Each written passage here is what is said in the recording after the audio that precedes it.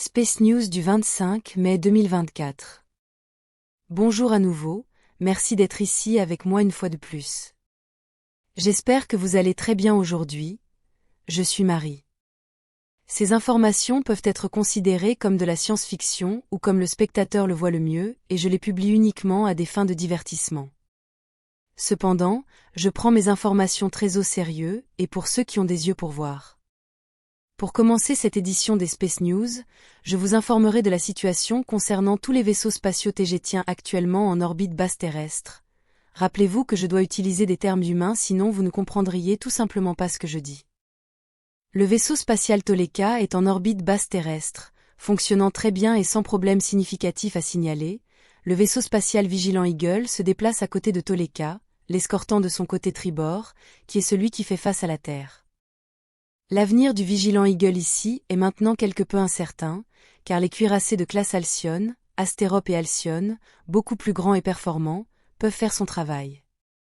Il est possible que le plus petit destroyer, Vigilant Eagle, retourne à son quai spatial dans la ville de Toleka City, à Témer, à la fin de juin 2024, puis soit réaffecté à d'autres tâches autour du périmètre de son étoile d'origine Tegeta. La possibilité du retour du Vigilant Eagle à Tegeta est également due à l'arrivée ici du tout nouveau croiseur léger de classe Sadiq Leia, le vaisseau spatial Sadiq Leia, qui est maintenant confirmé et devrait arriver en orbite basse terrestre entre 30 et 45 jours à partir de maintenant.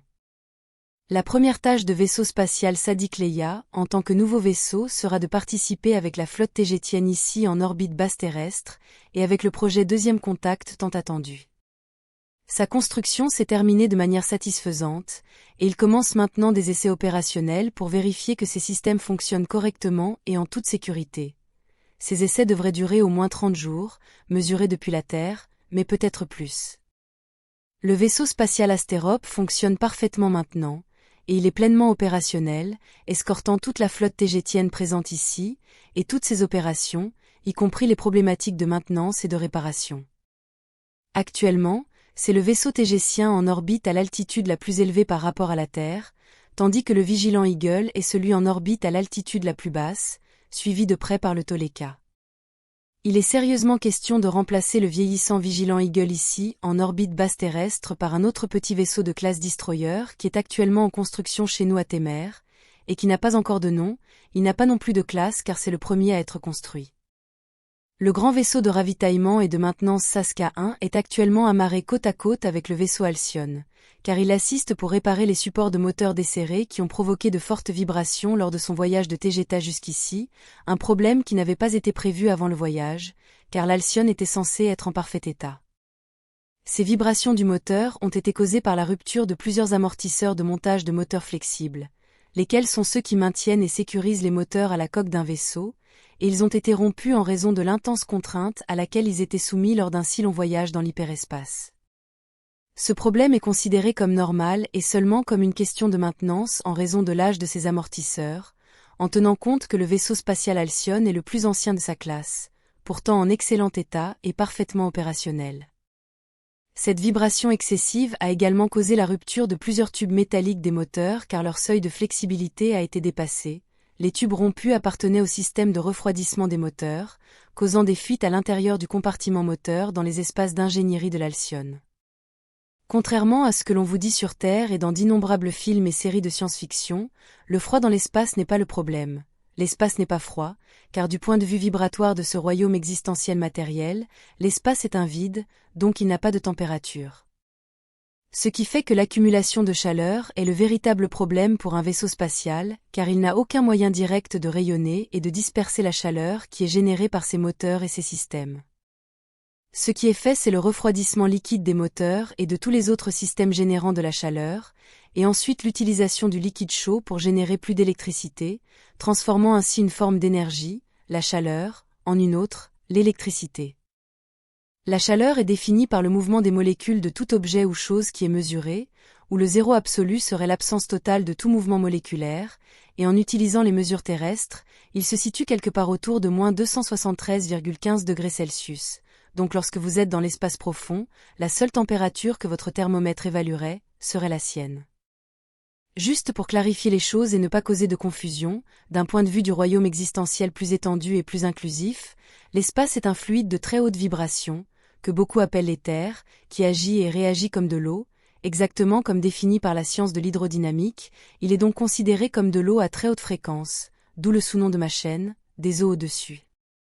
Où les vagues et les ondulations sont des mouvements, avec leurs vecteurs et tout, de la gravité qui est comprise comme étant rien de moins que la conscience elle-même, et considérée comme telle par d'innombrables races interstellaires avancées.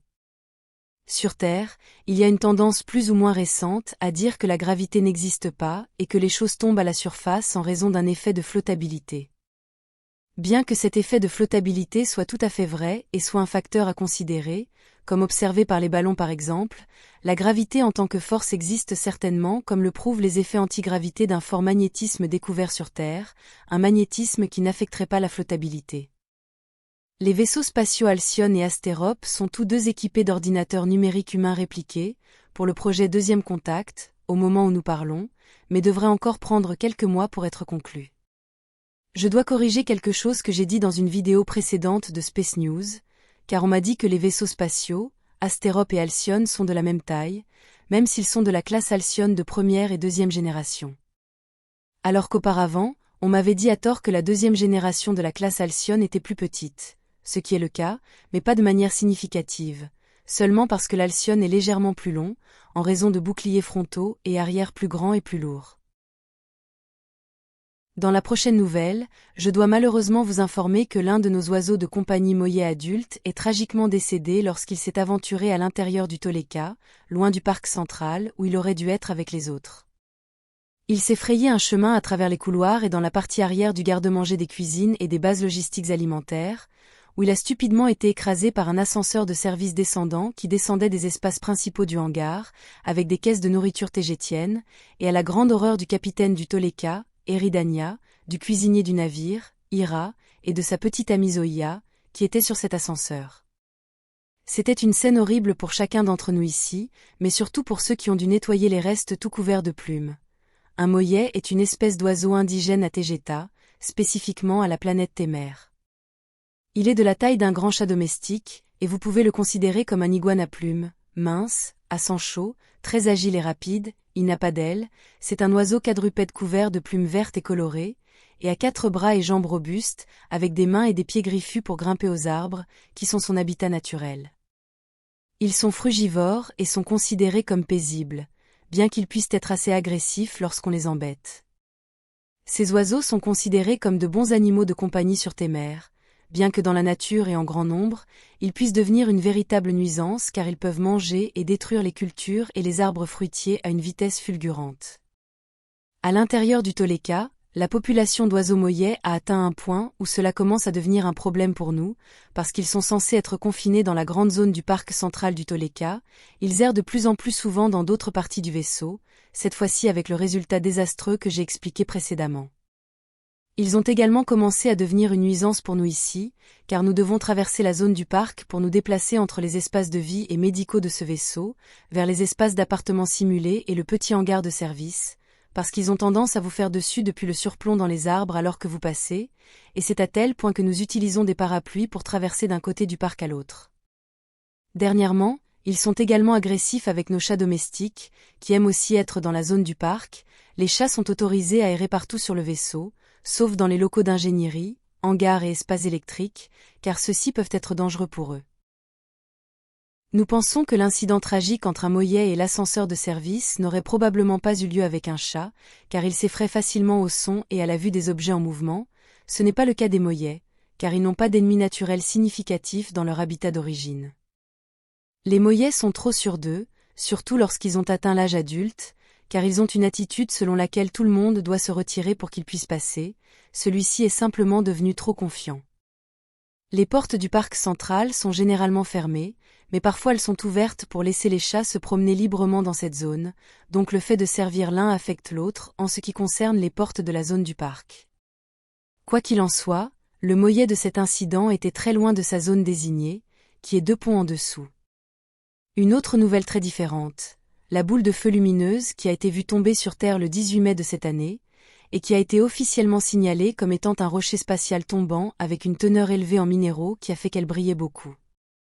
Comme me l'a rapporté le CIC du Toleka, il s'agissait en réalité des restes, ou d'une partie du dernier étage d'une fusée construite par l'homme, tombant et se désintégrant dans l'atmosphère, après avoir emmené une cargaison classifiée dans l'espace, appartenant à un milliardaire connu qui aime abuser d'une lettre spécifique de l'alphabet, vous savez laquelle. J'ai personnellement vu la boule de feu depuis la fenêtre de ma chambre privée alors qu'elle faisait face à la Terre, vous l'avez vue au-dessus, alors que je l'ai vue en dessous de mon point de vue, et n'a duré que quelques secondes, mais elle était assez lumineuse pour éclairer ma chambre à moitié et me pousser à aller à la fenêtre pour voir ce que c'était. D'autres news. Il n'y a toujours pas de nouvelles des 2 pilotes alphraciens centauriens emprisonnés, qui ont été capturés après que leur vaisseau Black Knight ait été abattu pendant l'éclipse du 8 avril.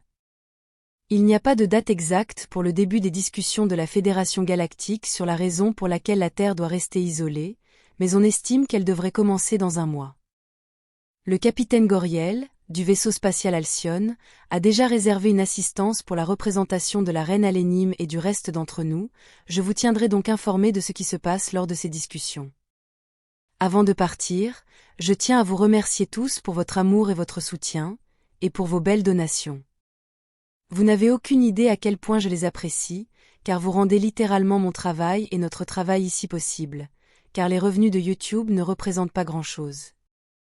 Cela vaut particulièrement pour moi, et pour Athéna et la petite Sophia, car nous dépendons fortement de la Terre et de ses ressources, la nourriture tégétienne semble ne pas convenir à ma biologie pour une raison quelconque. Je tiens à vous informer que le CIC n'a pas été en mesure d'envoyer tous les messages de remerciement des donations PayPal au cours du dernier mois ou plus, car ils étaient simplement débordés par les nouvelles arrivées, Astérope et Alcyone et son équipage.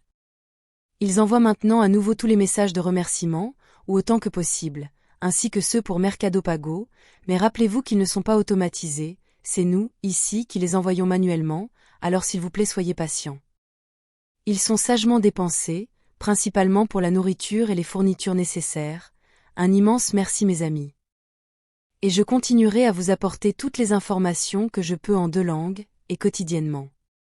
J'apprécie énormément mon travail d'écriture et de réalisation de vidéos, et j'aimerais seulement pouvoir me rapprocher encore plus de vous tous, belles personnes et graines d'étoiles, vous rendez mon travail durable. Un très grand merci. Ce sera tout pour aujourd'hui. Comme toujours merci de regarder ma vidéo, et d'avoir liké, partagé, et vous être abonné pour davantage, et j'espère vous voir ici la prochaine fois, avec beaucoup d'amour, votre amie, Marie Soirou.